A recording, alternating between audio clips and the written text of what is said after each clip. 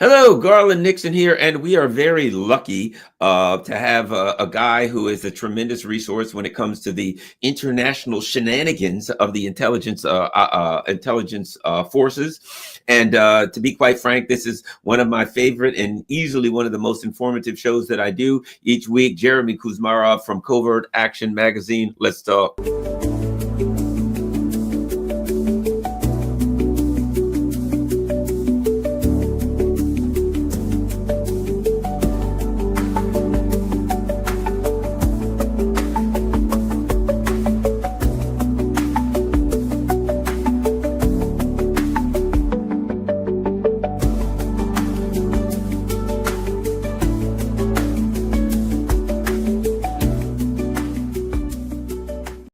Hello, Dr. Jeremy Kuzmarov holds a PhD in American history from Brandeis University, has taught at numerous colleges across the United States. He's managing editor of Covert Action Magazine. That's covertactionmagazine.com. He's the author of 5 books on U.S. foreign policy, including Obama's Unending Wars, The Russians Are Coming Again, Warmonger, How Clinton's Malign Foreign Policy Launched the U.S. Trajectory from Bush to Biden. And so he's done a lot. He's published hundreds of articles and contributed to numerous edited volumes, including one in the prestigious Oxford History of Counterinsurgency. So covertactionmagazine.com. Let me just say this, I have a lot of people on and a lot of from a lot of websites. This is one of my favorites. And it's amazing. This show should have like 500,000 views every time it's on. The people that watch it always say, wow, this is unbelievable. It's the best. I learned the most. Jeremy knows his stuff. When it comes to the shenanigans, the miscreant activity of the intelligence community, let's start here. This is a great story. Well, it's a bad story, but it's a powerful story. CIA-linked website celebrates the murder of a Ukrainian opposition politician, which Jeremy leads me to believe that the CIA and various and sundry other covert groups were likely involved. But that's just my thought. I'm saying I know it. I'm not saying I know it for a fact. I'm saying that this is, leads me to be suspicious. What's the story on this unfortunate person? Well, Andrei Portnov was a top aide to Viktor Yanukovych, who was deposed in the 2014 Maidan coup. And then he came back to Ukraine in 2018. I think he was initially willing to support Zelensky, but then again, he was on the outs of the Zelensky government. So he left the country, moved to Spain. And this is a guy who is a lawyer and a member of parliament. And he was dropping last week. He was dropping his kids off at school, and he was gunned down in broad daylight. I believe right outside his kid's school in the affluent part of Madrid. And many suspect that the Ukrainian government was behind it. In fact, other opposition figures came out and said that Zelensky, this may be because Zelensky's been delaying elections constantly, that eventually he may have to hold the election. So his strategy is to kill off the opposition, a member of a leading opposition party that Portnov was part of. And this website, and it's not like there's no precedent for this. The Ukrainian government, I think, openly bragged about the murder of Ilya Kiva, who had been the head of the Socialist Party in Ukraine's parliament and was also forced to flee into exile. And the Socialist Party is among the parties banned. There are about 12 parties that are banned in Ukraine. And there's this website, Maratvarets, which it lists on the website. If you go on it, and there's a link in my article, go on and you see it says Langley, Virginia. And what agency do we know is located in Langley, Virginia? And this is like they publish it. Firstly, they have photos like you've shown gruesome photos of Russians killed. They're proud of all the killing they've done, and taking mutilation of bodies, and they're pretty openly fascist. And they have like a hit list of people. And when they are killed, they cross them off and say, liquidated. And this guy was Portnov was on. Kiva had been on the hit list, and some of the people on the hit list are journalists, bloggers. Darina Dugin was the daughter of a Russian philosopher, and she was a newscaster on Russian news. She was killed in a car bombing, and the website, was celebrating her death, just like they're celebrating Portnov. And they had a whole expose on the. I went on the website after his death, and they had like a 9-part series allegedly exposing him as a traitor. And they had some documents that allegedly showed his connection with Russian agents. That he was. They claim he was, force of Russian penetration of the Ukrainian government. But really, I think he was adopting positions, to improve Ukrainian relations with Russia and end the conflict. And he'd been tied with the Yanukovych government, who they called a traitor, but Yanukovych was democratically elected, and he was forced to flee in a coup. And also, Portnov there had been a number of court cases where he challenged, he was accused of treasonous acts and other criminal activity, but he was cleared constantly in court. So, I mean, they don't have the evidence to convict him in court. Uh, and in any event, they're celebrating a guy's death, an opposition politician and lawyer. This is very disturbing, and equally disturbing is that this illusion is still sustained in U.S. media of Ukraine as this model democracy when they're killing opposition figures in foreign countries. And there was no mention of this on Democracy Now! Or The Intercept, or these supposedly alternative or leftists or whatever you call them. Media, oppositional media in the United States are not covering the story either. And that's why we're not seeing any social movements trying to end U.S. support for this clearly a criminal government in Ukraine that's packaged as a model democracy.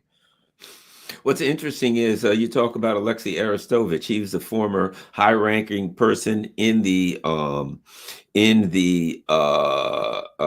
Ukrainian government. Apparently, my understanding, he's fled to the U.S. I believe that I've heard New York, which in my opinion is smart, because that's probably a place where the Ukrainians will not, I would suspect, may be wrong, that they will not commit assassinations on American turf. They know they can do it on Ukrainian turf because effectively, let me just say this. This is a website that says we're out at Langley. So it's clearly a CIA website. So my argument is, isn't this a CIA hit? In fact, didn't the CIA a while back come out? I think there was an article where they came out and said pretty much that they had turned the Ukrainian intelligence into a CIA-run operation, and that they even had an entire floor at the SBU building where they pretty much controlled the SBU. Yeah, that's correct. And the New York Times had an article that the CIA had set up 12 bases in Ukraine right after the Maidan coup. So they clearly have a very, very strong presence in Ukraine. And what this looks like is a Phoenix style operation in Ukraine. It really fits that modus operandi. And the original Phoenix operation, which was set up by the CIA, working with South Vietnamese government agents, were that they would also target civilian government officials, like the National Liberation Front. They had liberated part of South Vietnam, and they set up their own governments. And in some places that was nominally controlled by the government, they would set up shadow governments where they were really running the affairs. And the government administrators and officials, including like town mayors, would be targets under the Phoenix program in Vietnam. So this is fitting that modus operandi of targeting civilian officials. The difference here is that they're carrying out assassinations in foreign countries, including in European countries.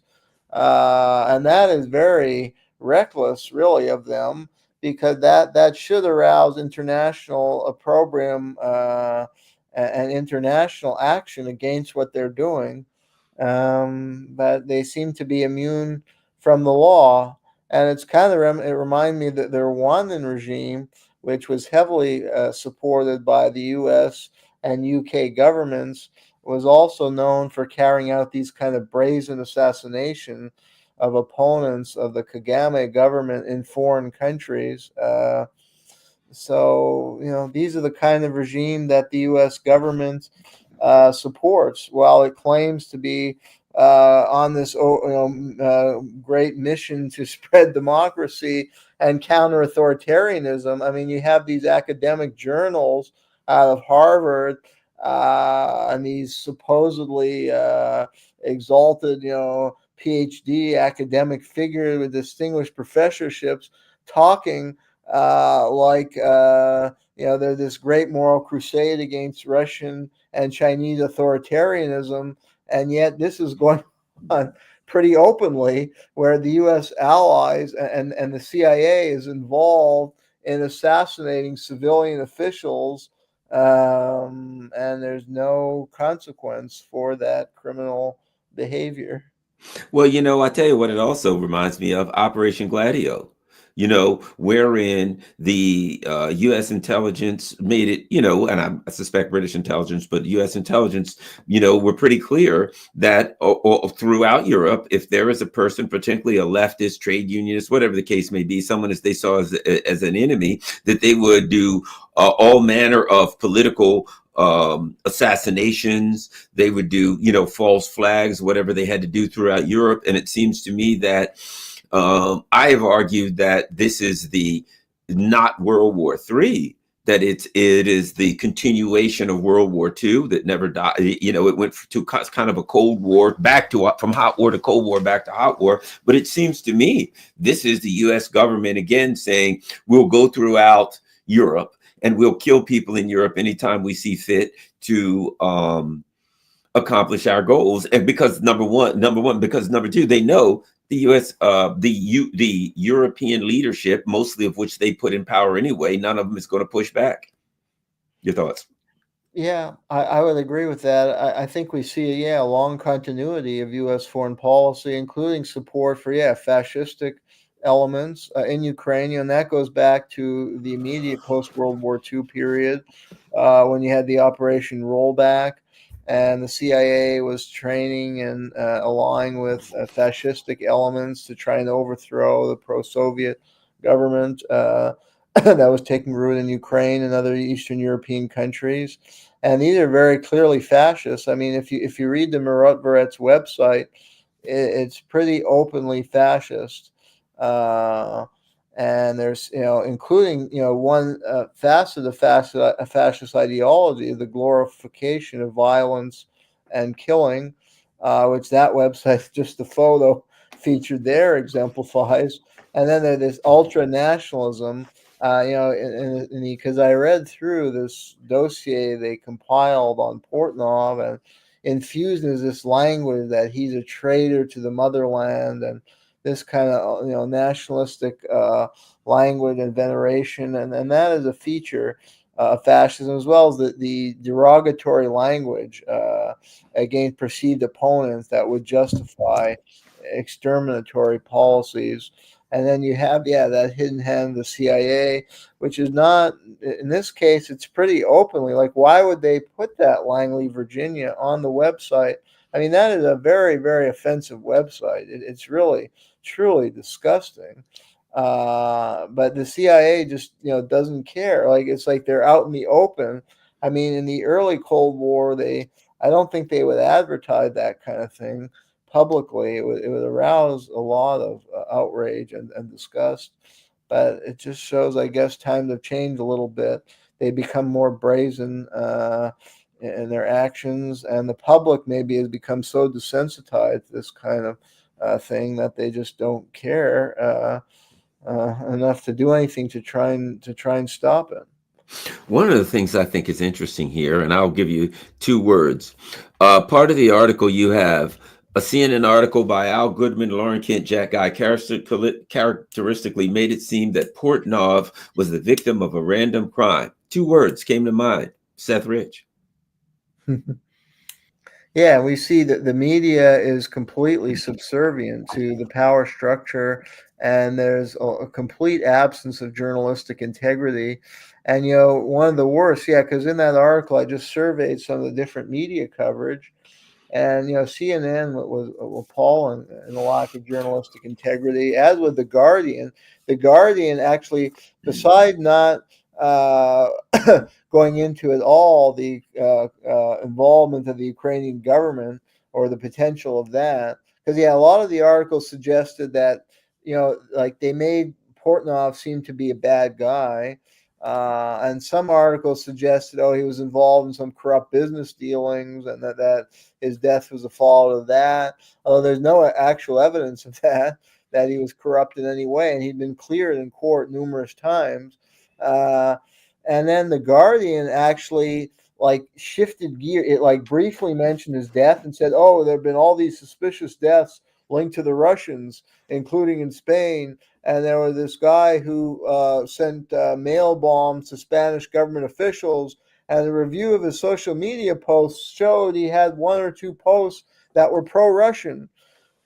So they're trying to make like the Kremlin was behind it, when all it is he had, like, they found one social media post that was somewhat favorable to Russia. I mean, that's if you're a police investigator, Garland, that's not enough evidence to convict Russia, or there's no hard evidence whatsoever, and yet they're bringing that up to deflect attention from the concrete evidence that Ukraine is behind. I mean, there's a large amount of evidence in this case, and in other cases, Ukraine has openly bragged about it. Like with the case of Ilya Kiva, I think Ukraine, it would pretty much openly admitted that they were behind the assassination. And there's this website where they're on these death lists and they're being knocked off. So that itself is very strong proof. And that was not reported. See, that website was not reported on in any Western media. The only media that reported on it was RT, whose report was factual. I mean, you can say it's Russian government propaganda, but if you're looking at assessing whether the facts align in its article, I found that the RT article was totally factual. They said that they didn't even come out and say directly that Ukraine did it. They just went into some of the evidence that would suggest it, or showed that Ukraine was very likely behind it. But they stuck to facts that are known, and then they said this website has done this expose on him, and blah blah blah. And so that was completely factual reporting, and that was totally left out of CNN, The Guardian, etc. So our media landscape is so warped on this topic. And then the alternative media didn't even cover the death. So the social movements that are existing in the United States against the Gaza genocide, they're not expanding to a broader movement against U.S. imperialism and to cutting off aid to Ukraine as well as Israel, because the people in those movements read these media and they don't know what's going on there. Yeah, a good point. And I was just to throw it as an example, as an alternative media person, as a personality, whatever you want to call it.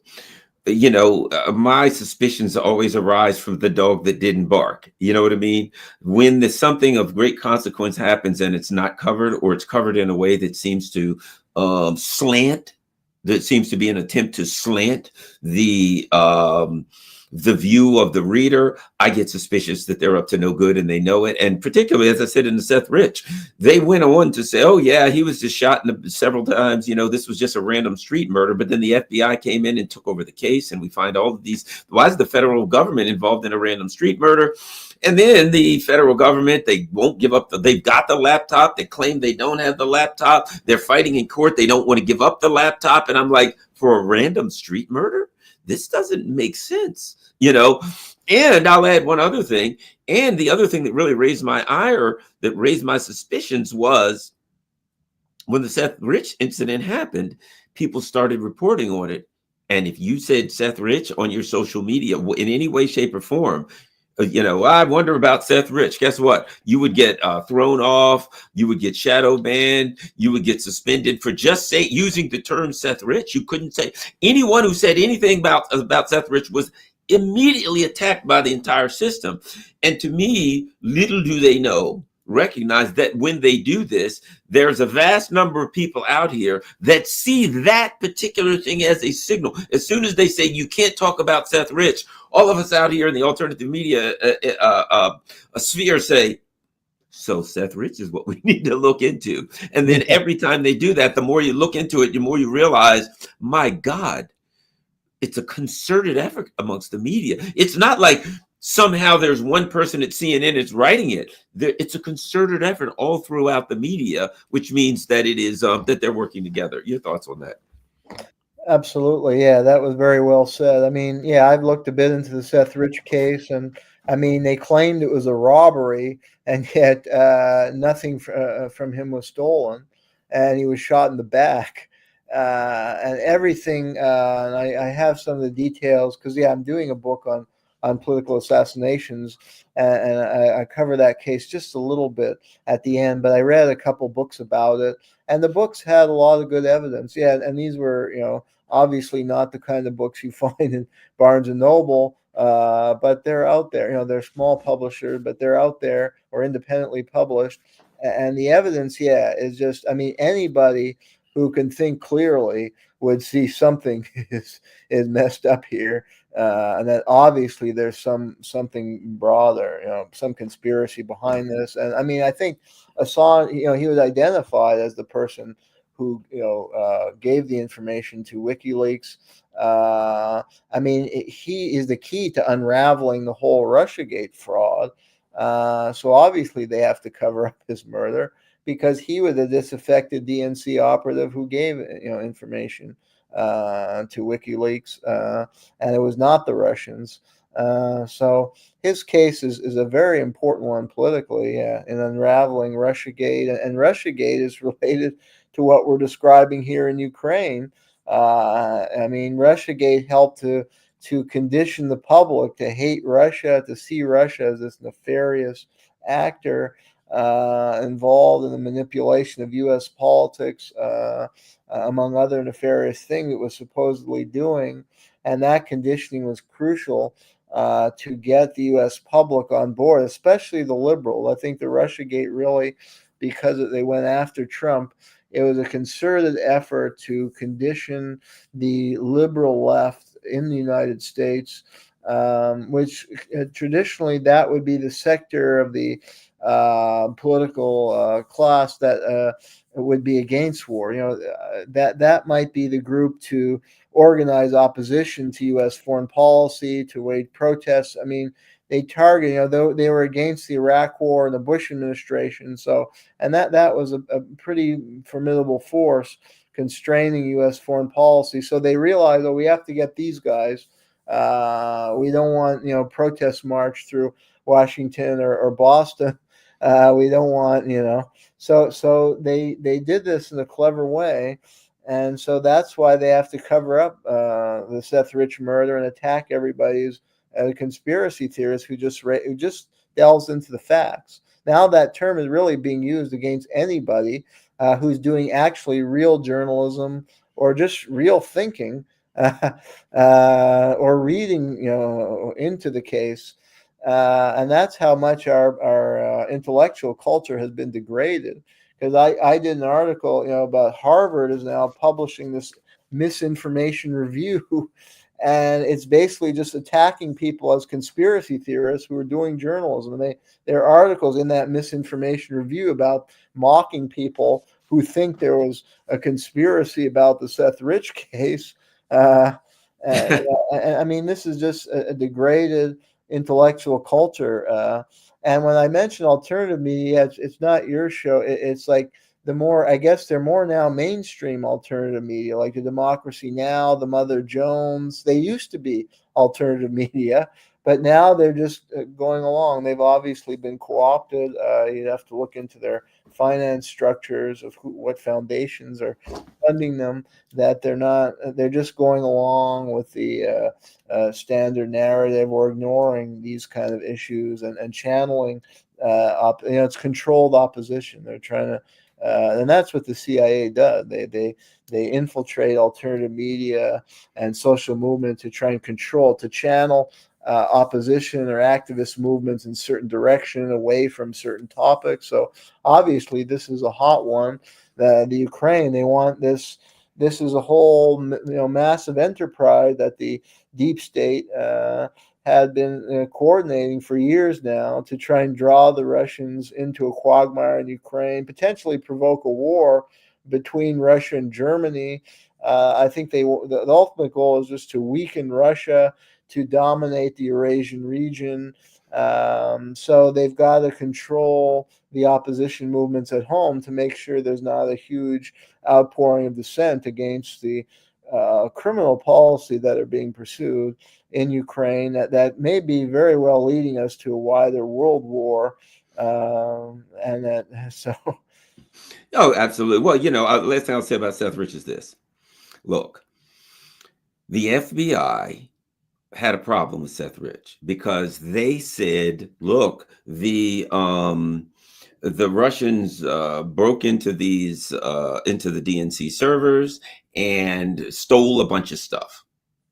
But what we found out was that under oath, the people that the FBI never saw the servers. They brought in another company called CrowdStrike to look at the servers, and that the FBI, according to what they said, never looked at the servers. They took the word of CrowdStrike.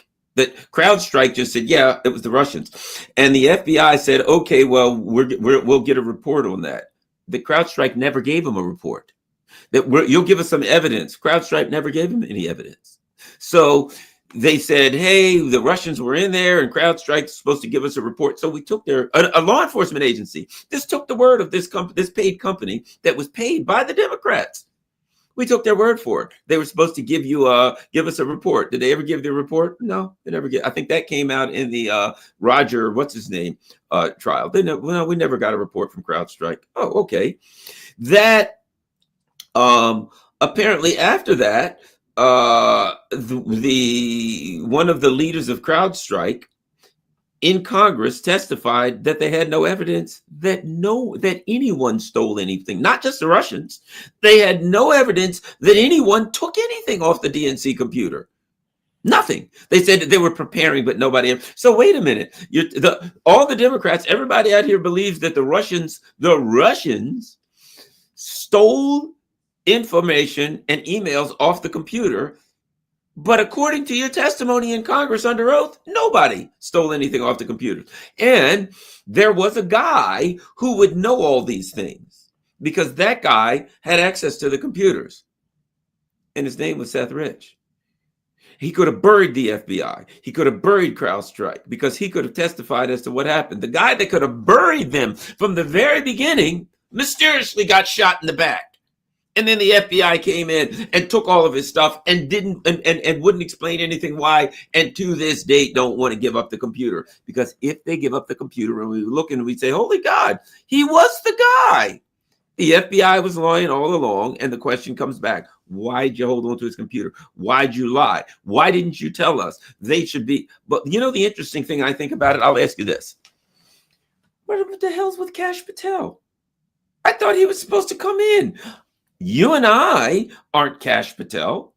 We could look at that right now and say, this is not rocket science. You don't have to be the greatest investigator in the world. If I'm Kash Patel, I'm in charge of the FBI, I say, bring me the damn laptop. Bring me the laptop. You bring me the laptop right now. No, don't bring it to me. I'm going to go to the evidence room. I'm going to turn the damn thing on. I'm going to make a copy of myself. And I, with my team, are going to start going, whoa, what's this right there? Looks like this was right. Now, Kash Patel doesn't so far appear to be doing Seth Rich. So that's the interesting part to me, isn't it? That Kash Patel says, I'm going to go in there and get this thing clean. I don't think it. Oh, but wait, here's Kash Patel. Epstein killed himself?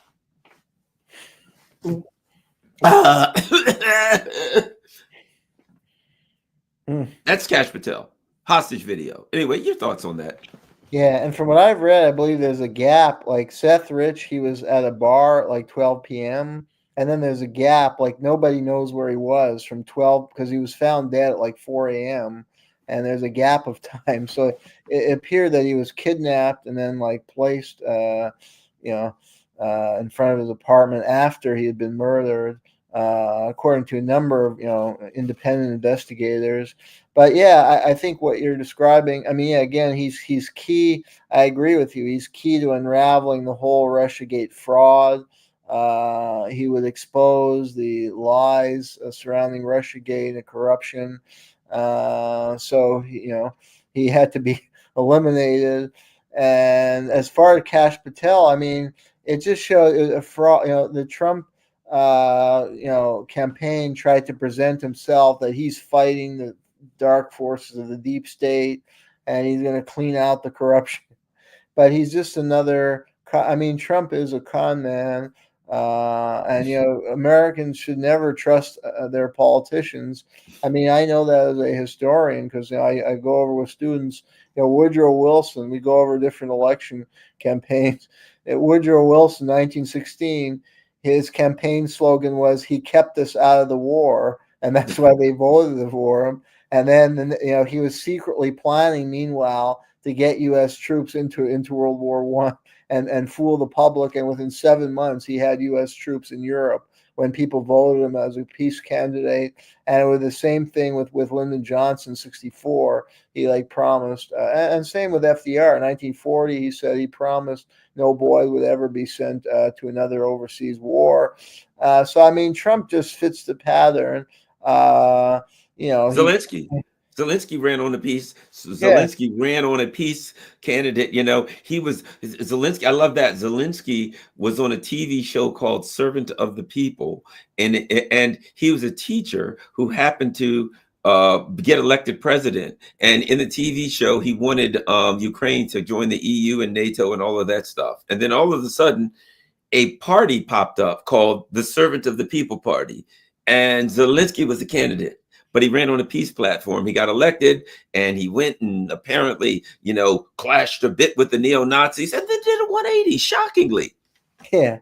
And I mean, Obama ran as a peace candidate, and he became known as the Drone King, and he invaded Libya. So on and on. I mean, unfortunately, we can't trust anything politicians say. And yeah, Trump, again, he campaigned that he's going to, go after the deep state and clean it out. And it's a fraud. I mean, Patel is just doing the bidding of the masters who can't. I mean, again, this would unravel the whole narrative of Russiagate and would implicate powerful organizations and powerful people in nefarious and criminal activity, and really in a plot to support a illegal war that has caused now over 1 million deaths in Ukraine and threatens to be a world war. So the level of corruption here and evil is on a very, very high magnitude, and it's going to require a large social revolution to really expose the people behind this and to really change things in Washington, and unfortunately, that's not happening right now. It will require mass organization and mobilization.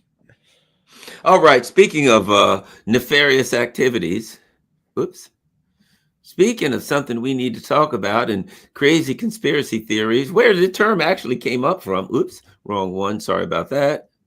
Let's go to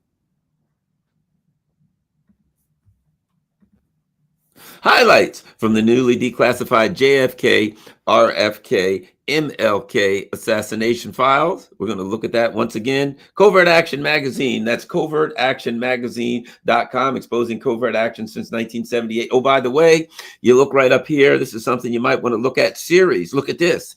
Go to Covert Action 9/11. That's your 9/11, all the crap you want to know about 9/11. Biden, the Israel-Gaza war, letters, war in Ukraine, political assassinations, all that kind of stuff. So you name it, you can go to their archives, right? Back issues, all that kind of stuff, regions. I'm telling you, they got videos, all kinds of stuff. So let's start here. This is a big one. Newly declassified JFK, RFK, MLK assassination files. When you get a chance, go to covertactionmagazine.com and check it out, and you'll find out all about it. What do we know? What came out? Well, this is just one document. Yeah, Covert Action is attempting to spotlight around once a month just certain documents that came out of that release that are very illuminating. And this particular document, yeah, it was a CIA document from around 1963. And it just gives you a good sense of the wide scope of CIA activities in various countries, yeah, including Vietnam. There are various. It's like a report on CIA activities, and one of the countries is Vietnam, and it's discussing like how the CIA was involved in training irregular, paramilitary forces among the Montagnards, which is like a minority group in Vietnam. And you can understand how the CIA manipulates minority groups to fight, and ultimately it's really a death. These groups are signing their own death sentence because tons of they're just using them as frontline soldiers, so they don't have to get as many American soldiers killed. And tons of Montagnards got killed. They're sending them to the front line. Like now, they use the Kurds, or I mean, they're using Ukraine in that way too. They're getting tons of their young people killed as part of this larger geostrategic Machiavellian agenda they're trying to carry out. So that's one thing. I think there's other CIA activities in Vietnam that are being discussed. And there's this wave of academia is as corrupt as the mainstream media, and they distort the history for students because there's a new wave of Vietnam historian. And I have a background in academia and sometimes go to academic conferences, and they're trying to present it that, oh, this was an internal Vietnamese civil war, and they're kind of presenting the South Vietnamese as the good guys, and they're saying, oh, the Vietnamese had their own agency and the United States wasn't as so important. Well, here these documents show that the CIA had a huge level of involvement in trying to manufacture this government and financing its military and training and providing weapons to create a conflict within South Vietnam and to arm the conservative forces and minority groups against the leftists. The documents are important to understanding that the history of American imperial intervention. And then other cases, it goes into like Guyana, where the CIA was involved in the overthrow of Cheddi Jagan, who was a socialist leader. And they deliberately created a race conflict because Guyana had been a British colony. And then Cheddi Guyana was, and there's an Indian population and an Afro-Guyanese population. And Cheddi Jagan was trying to unify the Indian and Afro-Guyanese under a socialist program to assert the country's economic sovereignty and to uplift the population through socialist economic program and investment in infrastructure and education and local industry, industrial development. But the CIA worked to overthrow him and to foment racial divisions, and empowered Forbes Burnham, who was an Afro-Guyanese leader but a corrupt one. And they also says it's not in these documents, but that's how the CIA used Guyana with this Jonestown cult. They bought up some land. Forbes Burnham gave them access to land, and they used that as a base for CIA paramilitary training and MK Ultra experiments. And then you've argued in the past, and I've heard it argued before, that the CIA was in fact involved in the Jonestown cult and the Jonestown massacre. Yes, and there's a lot of evidence for that. In fact, Jim Jones was out in the Brazilian newspaper as a CIA agent, and he was in Guyana, and he was involved. They used religious figures as part of the strategy to divide these documents to facilitate a race war. They used figures like Jones, who had magnetism as a preacher, and that had been his job in Guyana when he was in Guyana, in the 60s, because the Jonestown was only set up in the 70s. But he was there. The coup against Jagan took place in 1964. And he was there at that time, and he was there fomenting riots and racial conflict. It's a larger CIA strategy, kind of divide and conquer, like British and European empire do the same kind of strategies, and it was often disastrous for the local population, like in that case. And I think this document, I forget, it may have gone into Brazil. It went into a couple other cases like Dominican Republic, because the CIA was involved in undermining Juan Bosch, who was he was a moderate leftist, but he was too left leaning for their liking. He was trying to redistribute the wealth, raise wages so multinational corporations couldn't just use slave labor, and take some local control over their economy and not allow these corporations just to have complete reign over them. So even if it was mild leftist like Bosch, they went after him, and they were involved in overthrowing him and installing a military leadership. And ultimately, the Marines landed in Dominican Republic in 1965 to try and shore up a client government. And this is the post-Trujillo era, because the U.S. in the past had supported this dictator, Rafael Trujillo. And then, he was, I think in the Kennedy administration, they were worried that Trujillo, because he was like a really brutal dictator, and he was inspiring a huge opposition movement, and it was international spotlight on his abuses. So the Kennedy administration realized that he's not an effective counterweight against communism, which is what they fear, a more far left government. So they try and maneuver it to get like a center right government that's pro-U.S. But and Kennedy was involved, the Kennedy administration, in Trujillo's assassination. And we've seen this and discussed it on the show.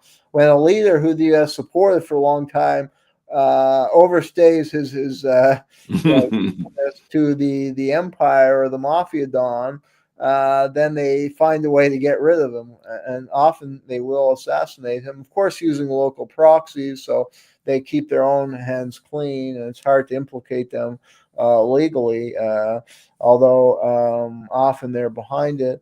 Like in this case, I think evidence came to light that there were direct orders from Washington for his assassination. But then they're trying to maneuver to get a leader they want. And Bosch was, I think there were some elements of the CIA that actually initially supported Bosch, but then he was a little too far left for their liking. And actually, in the internal documents, it said, I don't know if it's in this one, or I've done some other research on this topic. And I remember, I think it was George Ball or some other figures from the Johnson administration said, Bosch, he's an impractical dreamer and too much of an idealist, or something like that. So that he was a little too left for them. So they got somebody, and ultimately had to land the Marines to install somebody they liked. And this was this guy, Joaquin Balaguer, ruled Dominican Republic for a long time. And he was actually, I think, had been Trujillo's vice president for a long time. He was more of a Trujilloist, because the U.S. will always prefer the far right to even the mild left. And we see this in U.S. politics. Bernie Sanders, Juan Bosch was kind of like a Bernie Sanders. Sanders is not at all a socialist, and he's questionable on a lot of issues, but on some issues he's pretty good. But I would call, he's like more of a leftist. He's more of a, at least moderate leftist. He would redistribute wealth more, tax corporations, etc. And we saw how they maneuvered against him to get in the center right, Hillary Clinton in 2016 and Joe Biden. So they do the same kind of thing in foreign countries that these kind of documents reveal. And yeah, it is. If anyone has the time to visit the National Archive, spend a couple days there, you actually learn a lot from these documents. And you learn, how they kept all this from the public at the time, and you realize that you're not getting the full story today. That behind the scene, they're kind of plotting and maneuvering against certain kind of leaders, and there's certain kind of leader they like, and they're not usually the best leaders for that country. Ever. Well, I knew something was suspicious from the very beginning because with the Jonestown, real quick. I wondered what was up because, okay, some members of Congress land and they supposedly go look there and they come back, and then some of the Jonestown people come in there shooting them and killing them. Okay. Then supposedly a bunch of people drink poison and they're dead, right? But not all of them, because a bunch of people got machine gunned. And there was these safes with lots of millions of dollars, and all that's empty. So I'm to believe that it was just a cult and that everybody poisoned themselves. But we find that there were some people that got machine gunned, and that apparently the people who wouldn't drink the poison got machine gunned, and millions of dollars were left from us. But now here's what that implies: somebody left. There didn't seem to be much of an investigation to find out who in the hell it was machine gunning people and leaving. So they said that this was a mass suicide, but it wasn't just a mass suicide. There was also a massacre and a gigantic theft going on. But there seemed to be no impetus to do an investigation when members of the US government were killed, people were machine gunned, millions disappeared, but we don't need to do it. We'll just call it was a mass suicide, and we'll just leave. And all the newspapers, you could find that if you really looked. But for the most part, all the newspapers just called it a mass suicide. It was a cult. But what about the machine gunning? What about the theft? Your thoughts? Yeah, well, you're a smart and very observant guy. So, well, I did a study. I didn't know that much about this, and to be honest, I'm not always that sharp in seeing things like in real time. But then, I do a lot of reading and kind of bookish, nerdy type who goes home and reads all these books, and then I start to see the light. And that's what happened with Jonestown. I really didn't even think much of it to challenge the official story. But then somehow I started reading a few articles or books on this topic, by critical-minded investigators, asking the kind of question you were asking, who really probed deep into it. And there was a guy, John Judge, who's kind of legend in the deep politics community. And he did some articles about Jonestown. And Jim Hoogan, who exposed the CIA's role in Watergate, also did an important investigation.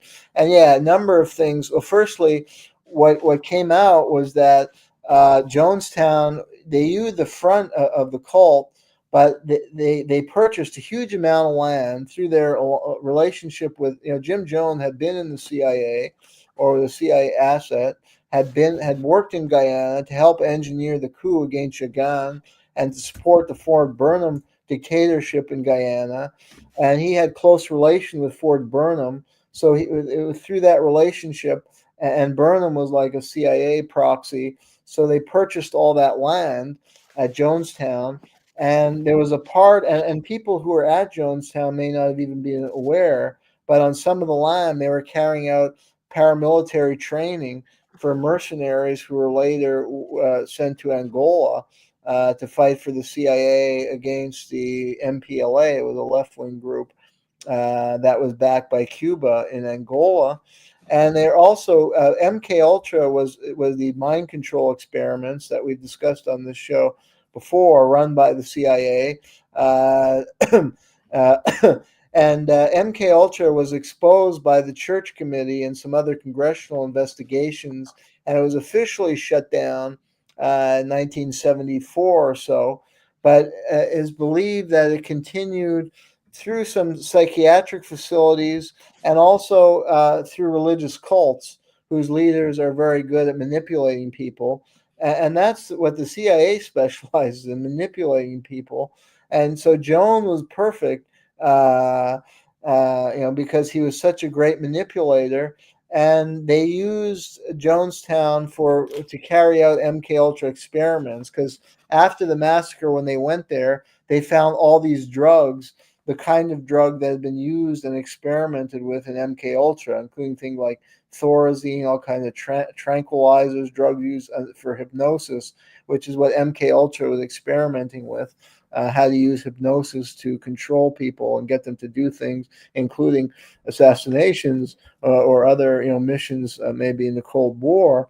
And then, yeah, with the killing, you're right on. I mean, one person who was killed was they lured Leo Ryan, was one of the CIA's leading critics in Congress.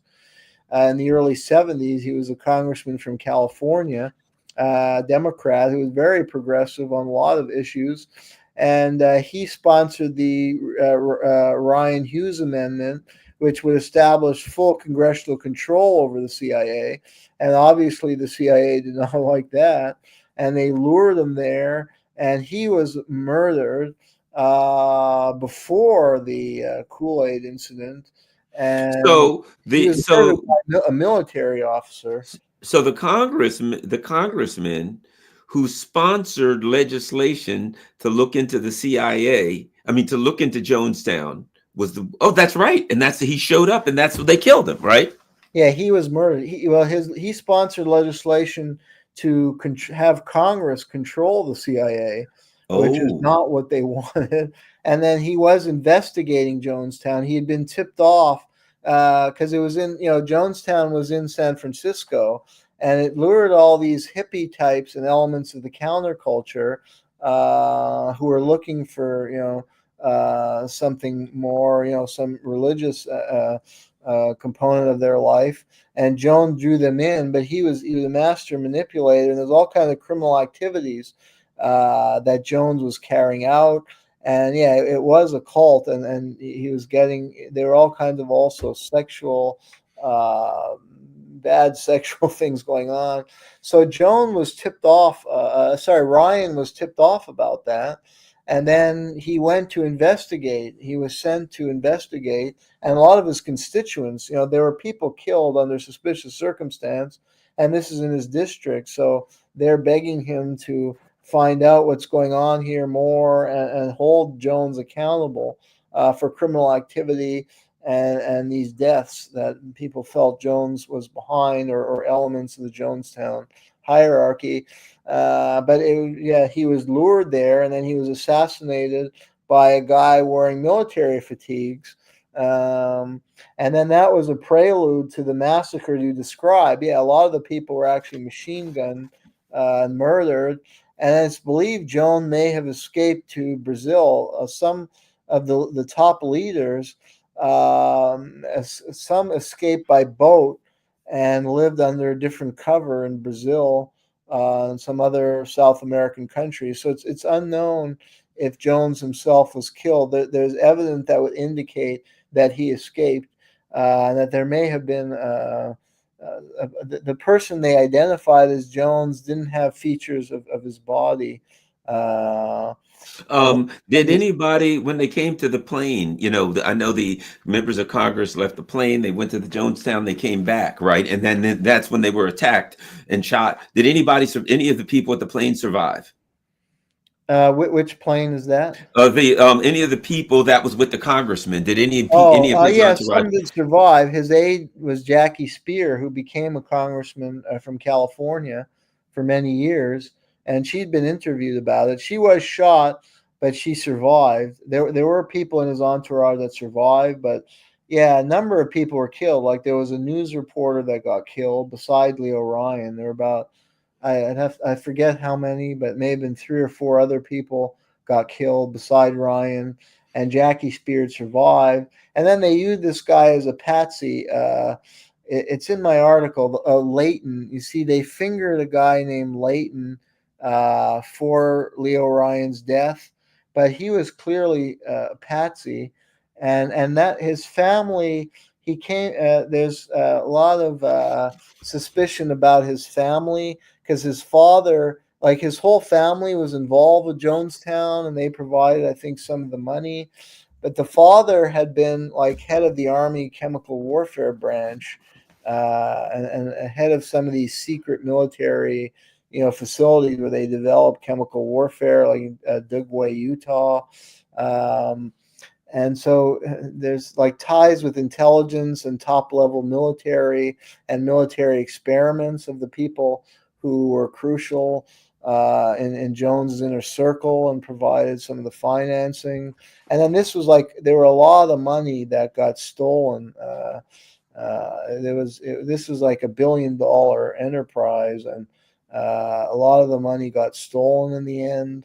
So it's very suspicious. I mean, I don't know everything about it, the full truth of everything, but there's a lot of very, very suspicious stuff. And yeah, there's a CIA hand that clearly comes out because the CIA knew in advance, like somehow the CIA knew about this all in advance, and they covered up the crime scene.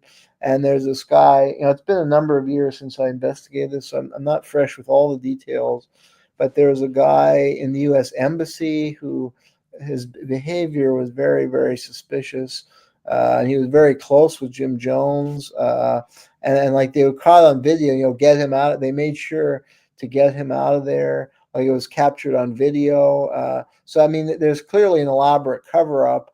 And there's this official story we're told, and there's still movies that come out about it, but it has little to do with the reality. Just like with the Seth Rich case, it's like they manufacture the story, and then anyone, who questions it is some kind of conspiracy theorist. But it's so obvious once you just start to read into it, there's obviously so much more going on here, and something really dark, and there's elements of the government are involved, and it takes years to uncover the full truth. I mean, we're still trying to unravel the full story about the JFK assassination. I mean, we know the Oswald was not the lone killer. We know the CIA was involved, Johnson, but we still don't have all the detail, and there's still a lot of questions there. So. Yeah, I mean, we're out of time. We'll get ready to jump, but I'll just say this. I mean, every single time when you go back to the Lincoln assassination, on and on and on. I mean, the official story is it was a lone gunman who just decided to kill him. And they've even said, yes, he watched. I've seen this. It said that the killer, what's his name, the guy that killed Lincoln, that the day before he watched a speech, and speech said, and Lincoln said that black people must be allowed to vote and run for office. And that's when he decided to kill him. Well, wait a minute. There was an elaborate, very, very elaborate decapitation strike plan against the entire Lincoln cabinet. And they had getaway plans and people set up, and he was heading for Toronto. All of these things, which even implied that there was European intelligence involved. All of this, but yet the official story of the government is it was a lone gunman who decided all by himself. It's always a conspiracy. But at any rate, thank you very much. Certainly appreciate it. And look, so everybody, I mean, I never stop telling people just how much information you could get at covertactionmagazine.com. I just searched the word Jonestown, and look what I get. What in the world happened to Jonestown, Guyana? Evidence suggests that the CIA murdered one of its staunchest critics in the 1970s and covered it up by blaming Jim Jones' People's Temple cult. Was the CIA behind the Jonestown massacre? I mean, on and on and on. More stuff about this. So my point is, covertactionmagazine.com. If you want to know stuff that you find interesting, there's no better website you can go to. Jeremy Kuzmarov, thanks very much. I really appreciate it. I have a lot of fun, and I know we get started talking about something, and inevitably it leads us into a conversation about other stuff that's very interesting. And I think the key here is this. People got to understand the nature of the animal they're dealing with. Once you understand the nature of the animal you're dealing with, all this stuff becomes clear. Absolutely. So, all right. Well, thank you very much. I mean, I remember a guy a while back who also went to Brandeis, gave me his book, Andrew Craig. And the book is presidential puppetry. And he argues a number of presidents, Obama, Romney, and their masters, a number of presidents, and he talks about how they're, their CIA links, and he feels that they were, put in place to be president for years, and CIA operations and all. And I remember thinking to myself, yeah, he's a lunatic. That's craziness, right? And then as I learned more and more, and I'm like, holy crap, Obama's mother was in the CIA. And she happened to be in a part of the country where the CIA was doing genocides and massacres at the time that it was going on, and you start looking, you're like, holy crap, his mother was CIA. Perhaps Andrew Krieg wasn't as far out there as I thought. The crazier it sounds, the more likely it is to be true, Yep. Truth is always stranger than fiction. How about that? All right. Well, thank you very much. Certainly appreciate it. And everybody go to covertaction.com for more information. Jeremy, looking forward to talking to you again next week. Absolutely. All right, everybody, follow me. You know the story. Follow me on Rockfin. Follow me on Rumble. Follow me on Patreon, Substack. You can become a member of Patreon. You can become a member on Substack. I got Cash App, PayPal, all of that stuff. If you're able to contribute. Also now there's my mail information, P.O. Box 32 Glen Burnie. So if you want to send a letter, if you want to send a book, if you want to make a check donation or whatever the case may be, now you can send whatever you want there. And I do answer letters. Thanks a lot, everybody. Have a great day. We're out.